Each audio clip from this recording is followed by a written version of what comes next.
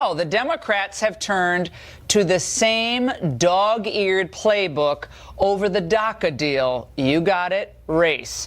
And an update to an explosive story we brought you last night. We were the only show to highlight a heroin ring that was busted in Denver, Colorado. We have new details exclusive tonight on the legal status of these creeps. And do you know the full story behind Dick Durbin? The man in the middle of the latest Oval Office imbroglio. We have an important backstory on him tonight. But first, Democrats race against reality. That's the subject of tonight's angle. All right, when they're cornered and they're out of options, Democrats have a nasty, but it's a really predictable habit of racializing everything. They did it to Reagan. They did it to Bush. They even did it to McCain. And, of course, they did it to Romney. And they've been doing it to Donald Trump since the day he announced his candidacy.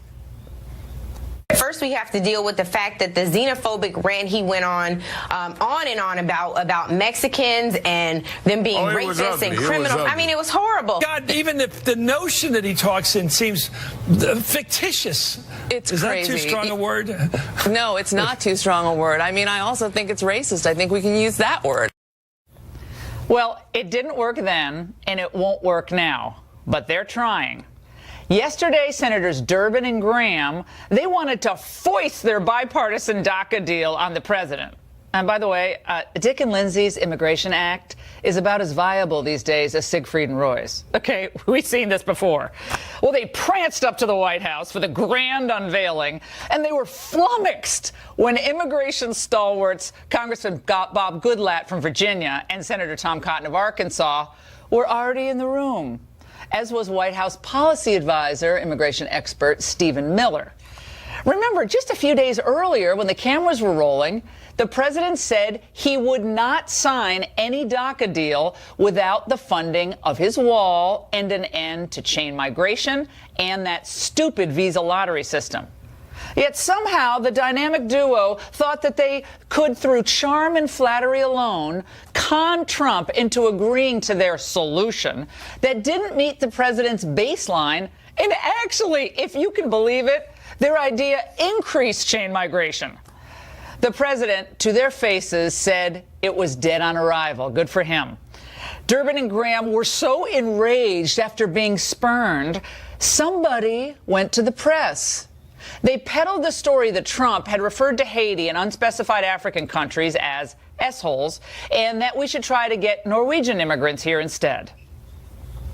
His comments said things which were hate-filled, vile, and racist, calling the nations they come from the exact word used by the president, not just once, but repeatedly. Now, the president in a tweet this morning denied that he used that language, and Durbin clarified later that the president was referring to African countries whose citizens regularly use the visa lottery system, not Haiti itself. Now, setting aside the alleged remark for a moment, would you describe any of these countries as Shangri-La? I mean, if people there were living in Club Med, they wouldn't be trying to crash our borders. And I think it's important, don't you think, at this point, after all the verbiage, to take a look at some of the real facts about a few of the countries that can't keep their own people from leaving. Now, let's begin with El Salvador, a country I've been to many times that I've known very well for the last 30 years. Its capital has the highest murder rate in the world. Somalia, well, guess what? It's one of the largest state sponsors of terrorism, has one of the, is a safe haven for terrorists across the globe. And then, of course, Sudan. It's one of the 4 countries on the U.S. state sponsors of terror list, in addition to a lot of other bad facts. Now, I would not have called these countries what the president did, but they are rank with corruption, repression, and, of course, it's obvious, isn't it, that they offer their citizens little hope of a better life. In other words, they're hellholes. But for the Democrats and their media allies, who are forever feigning an affinity for the third world, facts don't matter. After all, race baiting the president is so much more fun. president is a white supremacist. That is absolutely racism with steroids. The president of the United States is racist. We voted for a racist. They're not whole countries. For one, Donald Trump isn't their president. We have in the White House someone who could lead the Ku Klux Klan, somebody who could be the leader of the neo-Nazi. When it came to the issue of, quote, chain migration, I said to the president, do you realize how painful that term is to so many people? African Americans believe that they migrated to America in chains. Now, of all the things I've ever heard Tricky Dick Durbin say, that one perhaps could take the cake. Now, is he really suggesting that the term chain migration, which has been part of the vernacular surrounding the immigration debate for decades, constitutes some type of hidden racism? It's a code language? Well, I think maybe he's been talking to Joe Biden. Unchain Wall Street. They're going to put you all back in chains. Remember the guy who's booing in the crowd? He had already too many mimosas early in the morning. Well, all of this demonstrates that the Democrats, Durbin, and all the rest, they had no real intention of working with the president on a DACA deal. I really don't think they did. Because if they were truly concerned for these DACA kids, dreamers, upwards of 30 years of age, well, I'll call them kids, well, they would give a little, and then they'd get a little. They knew the president couldn't accept what they were offering. But we know now what the real story is. They had zero intention of negotiating in good faith because somehow they thought they could guilt the president into siding with them. But I guess they don't really know him very well, do they? They are out of ideas and they have no solutions. The race card is the only one they have left to play. But look, despite the racial smears, the unfairness of it all, look at what Trump has already done for Black America. Black unemployment is at its lowest level since the Bureau of Labor Statistics started reporting the data back in 1972. It's at 6.8%. You know what it was in the middle of Obama's first term? 16.8%. Black family income fell by more than $900 per family during the Obama years. Fell. Just in the first 8 months of the Trump administration, Black family income has risen by more than $1,000. I'll take that direction any day of the week. With Chrysler now announcing plants moving from Mexico to the United States, the stock market booming and wages rising across the country due to Trump's tax cutbacks, America will thrive. Listen to Gary from Texas, a caller on my radio show this morning who expressed, I bet, how a lot of minorities really feel about this manufactured controversy. Were you offended by what you heard the president say as an African-American man? Not at all. He's trying to fight for this country and give black people opportunities to get off these streets. We can't do it if we keep bringing folks all over the world with problems in their country. That doesn't mean we have to bring them over here and come into our city and then push our people back. Well, those are the people the president is fighting for, people who want more economic opportunities. They're not anti-immigrant, but they want to take care of Americans first, the veterans sleeping on the street tonight, those with no opportunities, those who work hard but somehow maybe along the way got addicted to opioids. They need help. And no matter what Durbin or CNN says, that is a fact. The silent majority feels that the system is unfair, and you bet they want it fixed. And when Trump demands a better deal on immigration, one that's going to secure the border and keep illegals from competing with our citizens, like that caller, for jobs that they need, and he's fighting on behalf of all citizens. The president's fighting for blacks, whites, Hispanics, Asians. You're here legally. You're an American citizen. He's fighting for you. And that's the angle. Joining us now for reaction here in studio is Horace Cooper. He's a co-chair of Project 21. And in studio is also Garland Nixon, of course, a liberal radio talk show host. Love everybody's perspective. And in Phoenix is Kevin Jackson, a radio talk show host and Fox News contributor. Great to see all of you. All right. Horace, let me start with you. Your reaction to what's happened over the last 24 hours. The president has in good faith said, all right, we'll give protection to 800,000 people here. They were brought illegally, most of them, of course, of children. And he said, but these are the things we need. These are the things that I campaigned on, we've got to do. And then you saw what happened.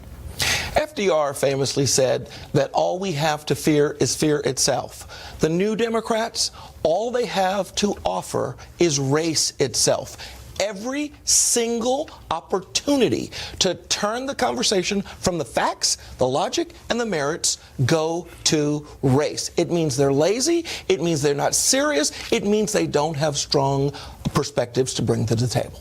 Garland?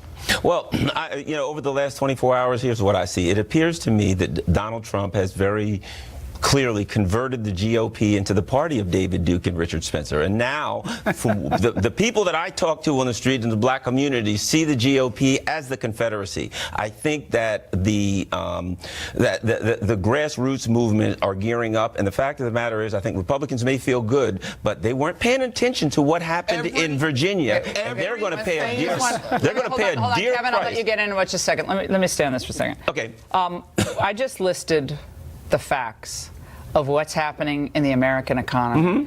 Real dollars in the pockets of real Americans. They desperately need. They need help. They need hope. They need opportunity. The president's policies, set aside the rhetoric, the president's policies are having a really positive effect on people from all walks of life. Do you think in any way that means that the president cares, or you think he's just doing it for what reason? Well, here's what I think. I think these numbers are being skewed for this reason. Because, for this reason, there's an invisible man. His name's George Bush. The politics in our economy did not start when Barack Obama became president. They got wiped out when Barack Obama became president, and he had to try to fix what the GOP screwed up before. And now, because he walked into a mess. Let's get Kevin. Okay, I want to get back to you, but Kevin, your perspective on this, and we'll get into some of the examples of what other presidents have said that might be a little bit off color, even about other countries. Go ahead. Well, thanks for taking off my shackles, Laura. Look, everything that this gentleman is saying is completely wrong. It's circa 1960 BS that the left's been selling to blacks for decades, and it's over. Look, Barack Obama was the worst president in history, and Donald Trump has proven, absolutely, and Horace, you're right there, but he's proving that when you're a leader and you go out and you do the right things, that people start to benefit. And the biggest fear that Democrats have is that Donald Trump's success is the biggest fear they have. Look, all these guys, how many black kids are they going to fly over to go save some kid in Mexico? Let me tell you, the Congressional Black Circus, which is what I call them, they have no care whatsoever for the black communities that they serve. They have underserved these communities for decades, and then you get the people like this gentleman to come on and act as if they care about them. They don't care about them. And Donald Trump's doing the things, and you listed all the things, Laura, when you were in the opening, and they want to overlook these. It's ridiculous. Horace? This is the most curious form of racism I've ever seen. You work so that over the last 12 months, black Americans are actually getting employed at a higher rate than any other group. 6.8% unemployment. The gap between blacks and whites is lowest than it's ever been. That means relative growth has been good for people, but for black people, it's been even better. We set a record in June. We set a record in September. We set another record in January. This is what Martin Luther King's nephew said today when he was asked about this controversy. Let's watch. MLK. I think President Trump is not a racist, but I do think that he's racially uninformed. His nephew, Isaac Newton Ferris Jr., he's uninformed. Do I think he's racist? No, he's not. Does any effect on you? So I don't judge whether a person is racist as a whole. I judge a person on what they do. The statement that. So what specifically on what was said or alleged to have been said about certain countries where people are coming disproportionately, probably through this visa lottery or other ways, maybe chain migration? Barack Obama just a few years back said, The Atlantic magazine, I'm sure you wouldn't take issue with it. He said, the mess is the president's diplomatic term. Privately, he calls Libya a S show. Okay. In part because it's subsequently become an ISIS haven, as has Sudan, as has Somalia. Egypt has huge radicalization problems that they're having to deal with. The president, previous President Obama, called it a S show. What's the difference? S-hole, S-show. What's the difference? Basically, is we destroyed Libya. We destroyed it. Our policy. Okay, so it's okay to demean the people of that country. It's not their fault. I mean, if that's what I'm saying. If that's the barometer, the word S-hole versus S-show. Do you see how it's ridiculous? Yeah, but let me say this. You got to take this as a you got to take this as a whole and understand the symbolism. But the symbolism was very, very powerful because it wasn't just that he talked about these countries that were of darker people, and then he compared them to. Let me finish. It wasn't that he just talked about these particular countries, and then the good country was Norway. Because he had just met with a Norwegian leader. Immediately, the blonde-haired, blue-eyed country. That's the good, and the rest of them are. We understand symbolism there. Hold on one second. President regularly referred to the Civil Rights Act as the N bill, and he actually bragged that Thurgood Marshall was an N that he was going to sit on the court. How about Teddy Kennedy after the Immigration Act was passed said, "Don't worry, I'm not going to flood America with people from those countries." So he was very concerned about what people would think about the But wait a minute. Teddy Kennedy. It doesn't matter if outrage. All right, if a Democrat strangled somebody in 1956, that doesn't mean it's okay to strangle them today. It doesn't matter what they did. Obama just said this. Okay, Kevin, go ahead. When it comes to history, the Democrats are always, going back to the old Negro spirituals and coming out here singing "Swing Low." Look, at the end of the day, there are 65 million refugees in the world. Are they coming from Norway or anywhere in Scandinavia? Are they coming from Canada? Are they coming from America or the UK? No, they're coming from the very places that Donald Trump described. And I'll tell you something else for the Democrats paying attention to this program. What Donald Trump said is what millions of Americans say every single day. We're sending our money to these crap holes, these third world armpits, and expecting something different. We've watched liberal policies ruin not only America, but ruin these countries. They're not industrializing and helping these countries grow. They're feeding dictators. Corruption. No, the corruption of these governments. I mean, I spent a lot of time in El Salvador, Guatemala, and these countries are beautiful places that have been destroyed by corrupt regimes. Absolutely. And it's been going on for decades. And there's a reason why most people who are talking about these issues don't vacation there. I submit I've spent more time in Guatemala and El Salvador, including during the war in the 1980s, than most of these people who are talking on their high horses right now. That's all I can say. We've been part of overthrowing both of those countries. We help overthrow a country, and then we say the country's a piece of crap. How about we overthrow President Baltimore? Obama said that, and you guys didn't get upset about it. How about we overthrow Detroit? There is no President Obama. How about we overthrow Chicago? Yeah, we're out of time, but here's what I hope for. I hope for people's lives to get better. I hope for things to calm down. Absolutely. I don't think having people turn into perpetual grievance factories when things are getting actually better is good for anyone. I don't think it's good for Republicans. I don't think it's good for Democrats. It shows that you're out of ideas. We need solutions to problems that exist. For the DACA kids, you want a solution, we'll get there. For economic growth, we got to get there. For families of all colors who are having struggles, we got to get there. But to constantly keep people in a state of resistance. For what reason? Whose lives are how many jobs are being created by doing that? How many lives are being improved? I don't think many. That's all I have to say about that. Guys, don't go anywhere, though. We have a shocking update on the legal status of the men running a Denver heroin ring. The story you will only catch on this show. No other network is covering it. My question is why? Up next.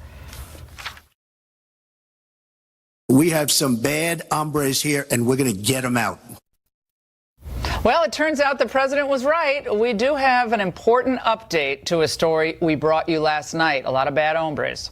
About a busted heroin ring in Denver, Colorado.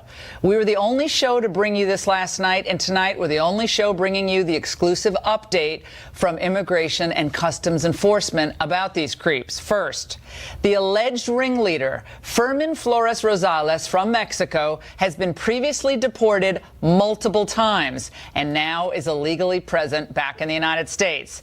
And there's Mario Acosta Ruiz from Mexico, also illegally in the United States.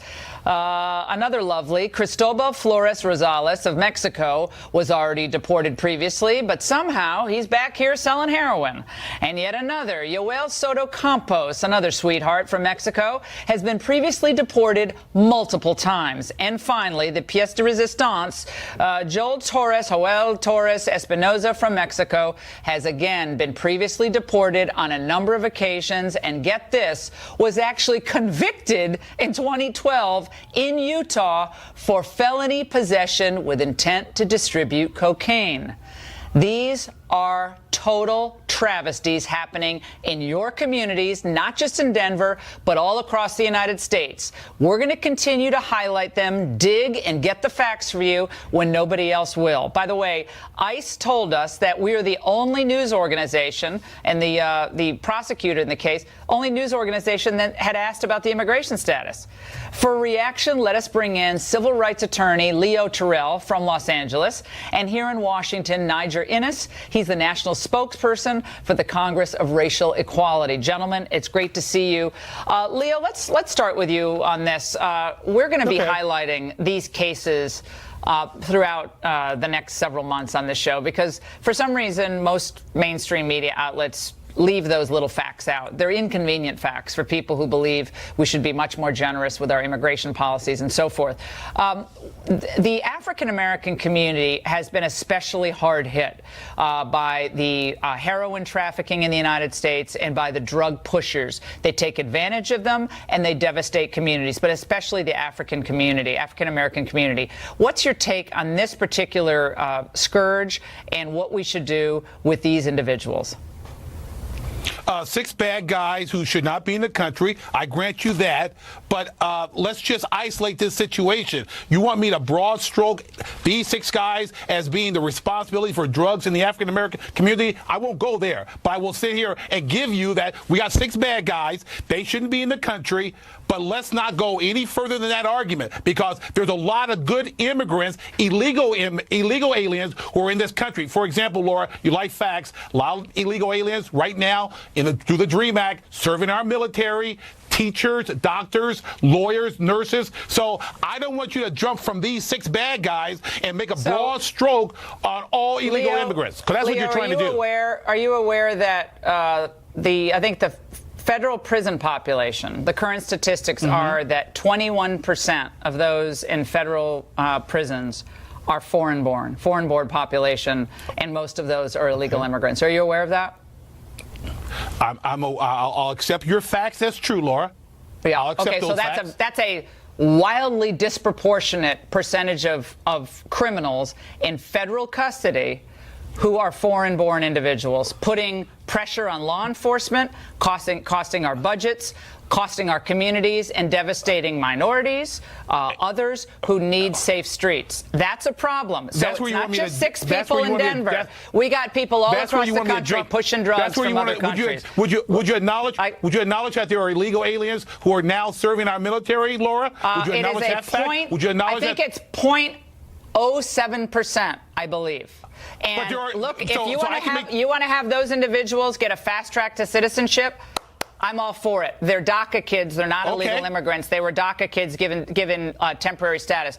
Niger, I want to go to you this because that's the line that you always hear every time you bring up a scourge of drugs, murders, abuse of children. They always say, yeah, but other people do that too. Or there are good people. Of course there are good people who are illegal immigrants. Absolutely. Sure. But if one American of any background is brutalized at the hands of an illegal immigrant who shouldn't be here, whose fault is that? That's right. The victims? Certainly not. Fact is, Laura, I actually agree with Leo. I'm going to shock you, shock him too, in that no, it is not just these 6 individuals that are craven criminals that not only prey on black communities and brown communities, but immigrant communities. Some of those nice illegal aliens and immigrants that are in our country, good folk, are trapped by a lot of these folk and by the industries. But even worse than these particular criminals are the politicians who play games with immigrant community the same way the progressive politicians have played with the black community for decades. I'm talking about people like Jerry Brown. I'm talking people like Rahm Emanuel with their sanctuary states, their sanctuary cities, and now new class of individuals individuals, sanctuary felons, that they give pardons to because they're pursuing a progressive agenda. Well, where do these people pray? Where do they practice their illicit trades?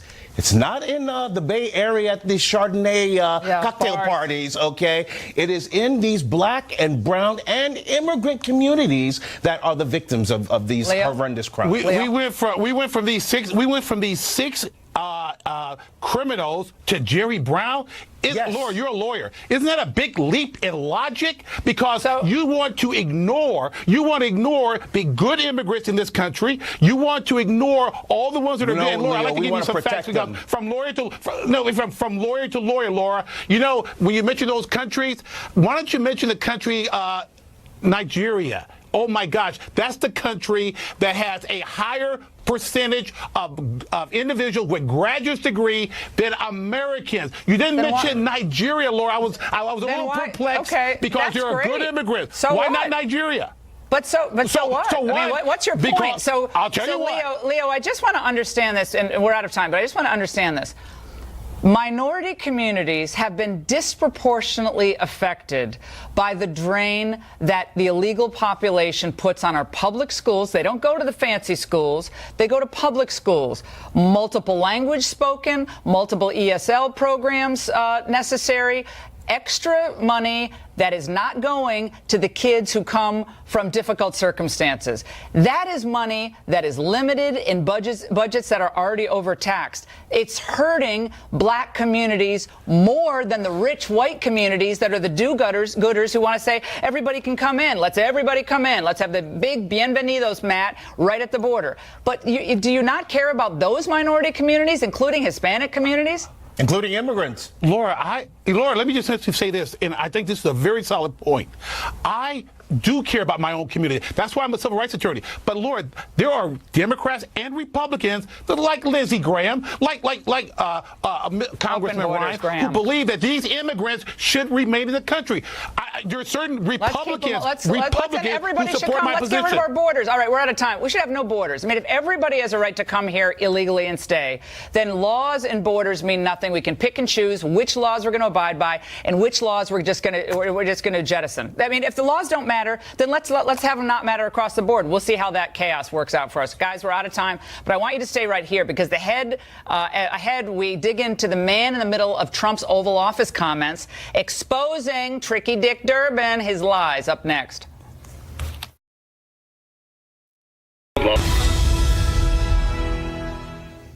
All the focus is on the president's remarks about S-hole countries, but one simple question. Can we really trust anything said by Senator Dick Durbin? Come on. Even the Obama White House called out Durbin for inventing a quote denying the Democrats' claim in 2013 that a GOP House leader told the president, quote, "I can't even stand to look at you," close quote.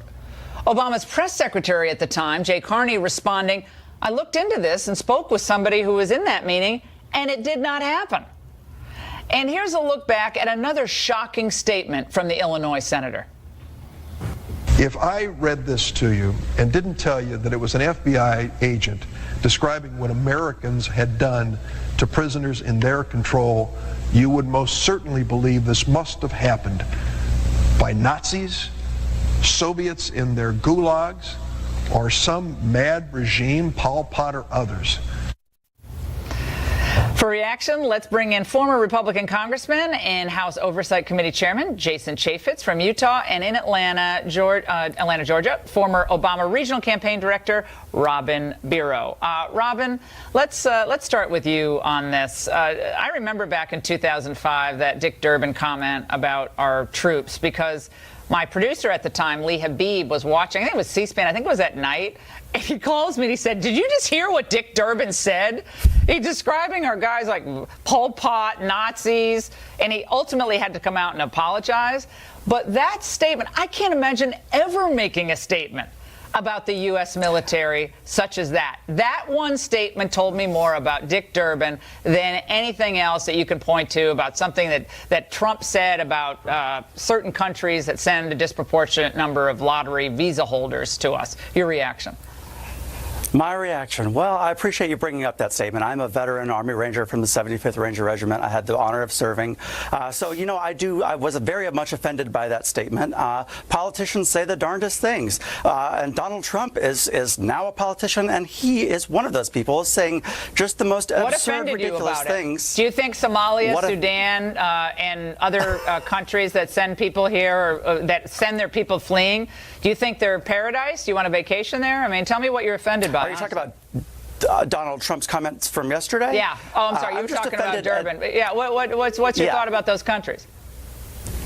Well, my thought is just the recklessness that he uses when he says these things. My main concern, as a veteran, I've got a lot of friends that are Trump supporters. I'm concerned because that statement, however you cut it, came out as overtly racist to a lot of people. Overtly? There are so many friends of. There are so many. To say a country came out that way. It came out that way because the media wants to fulfill its narrative. I'm going to go to Jason on this. Jason. Jay, hold on one second. We'll get back to you. Jason, they've been playing the race card over and over again. I submit they're out of ideas. Your reaction?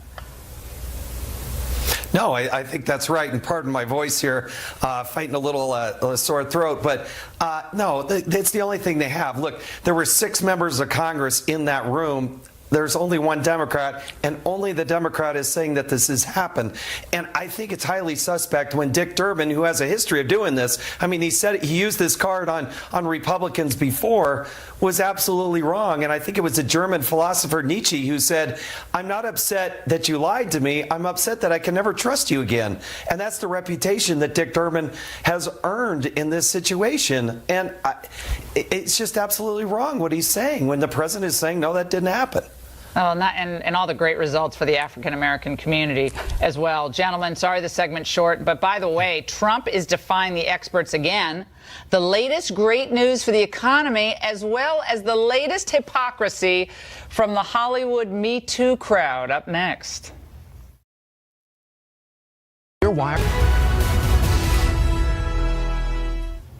Okay, we've come across another glaring example of Hollywood hypocrisy in the upcoming film 50 Shades Freed, the 3rd installment of that nightmare 50 Shades of Grey franchise. Well, naturally, it's just another blatant use of sex and objectification of women to sell tickets to something the industry, this is something it's done since its inception. That's nothing new. But check out the catchphrase for the marketing campaign for the new flick. Don't miss the climax. That's on posters at New York subway stops, used by who knows how many children with their parents every day. And by the way, the ad in Times Square is even bigger.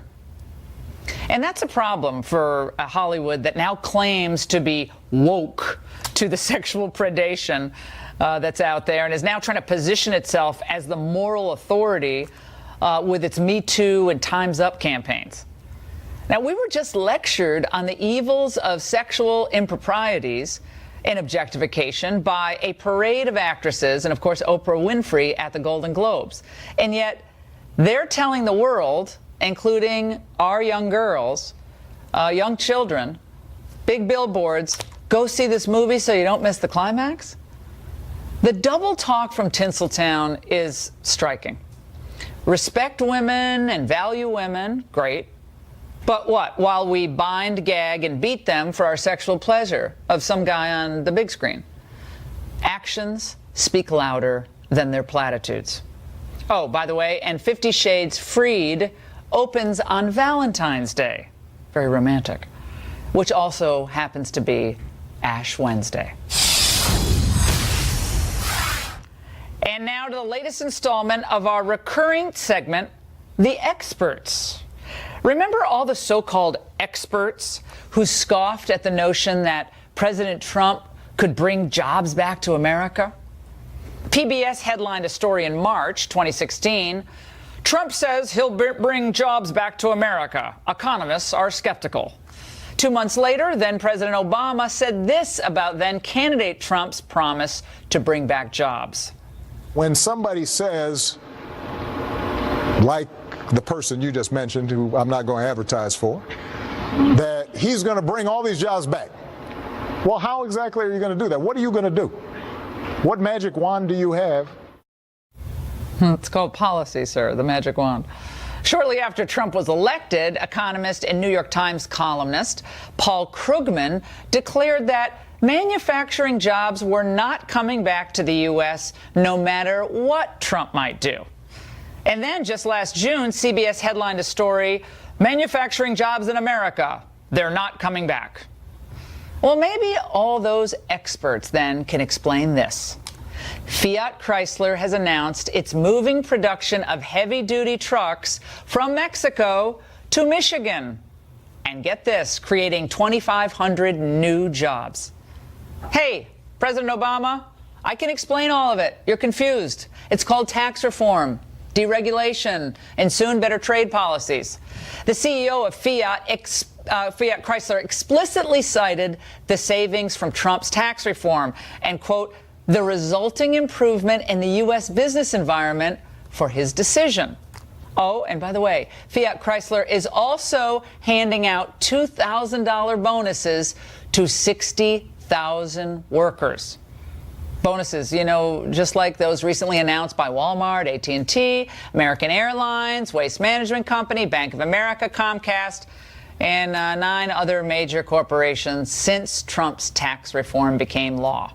And by the way, let's not forget, these are bonuses that Nancy Pelosi derides as, they're just crumbs. Confounding the experts, jobs are coming back, and the Trump economy is really beginning to roar. Trump is the first Republican president since Ronald Reagan to oversee so much tremendous economic news. And he did it without a magic wand. Stay with us, because when we come right back, we're going to tell you how one former CNN host was fired for a tweet disparaging President Trump. So will the same fate befall a host who did the same thing last night? That's next.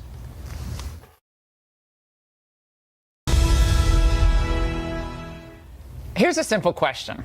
Is CNN somehow anti-Muslim? Is that fair to even ask that question? Well, how else would you explain this? The network fired Islamic religious scholar Reza Aslan for calling Trump a piece of S on Twitter. On Twitter, mind you. So why no real reaction from CNN anchor Chris Cuomo for essentially doing the same thing last night on TV? The president is just showing you who he is. This is who he is, okay? We sum it up in a word, okay? There it is. This is the gift that he decided to give the American people. Well, he wrote the word S-hole, and he's a lefty in more ways than one. Here to react is Fox News contributor, my friend, best-selling author, radio host extraordinaire, Tammy Bruce in New York. Tammy, I'm a Southpaw also, so not all of us. Yes, indeed. I've not written that word yet today, so. Very creative then, left-handed. It's very creative. So, Tammy, that Reza Aslan axed on Twitter, Chris Cuomo does it on his show, and no big deal. Well, look, and not even by the end of the day yesterday, Laura, CNN had said it 36 times in relationship, of course, to the president. So that was one of the more mundane ways of doing it. But it was remarkable. I guess if you had the sound down, Chris Cuomo wanted you to at least know what he was saying, right? But this is what's remarkable, and you really put it well in your previous segment. This is a meltdown of epic proportions. It's fabulous to watch. It's hysterical. I mean, this is a reaction to the extraordinary economic news. They know that Americans' lives are better, and as a result, I mean, Alison Camerata earlier in the day also broke down in tears. Weeping. This is so far beyond the Edward R. Murrow days and Walter Cronkite.